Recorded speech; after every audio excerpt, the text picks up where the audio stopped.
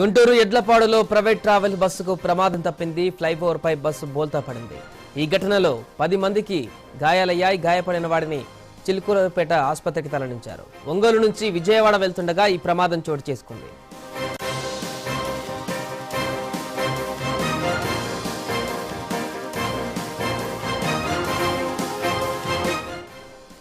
Guntur ఎడ్లపాడులో private travel బస్సుకు ప్రమాదం తప్పింది. ఫ్లైఓవర్ పై బస్సు బోల్తా పడింది.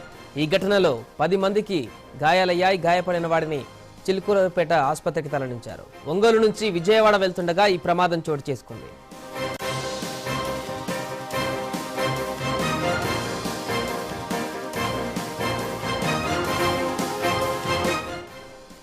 గుంటూరు ఎడ్లపాడులో ప్రైవేట్ ట్రావెల్ బస్సుకు ప్రమాదం తప్పింది. ఫ్లైఓవర్ పై బస్సు బోల్తా పడింది.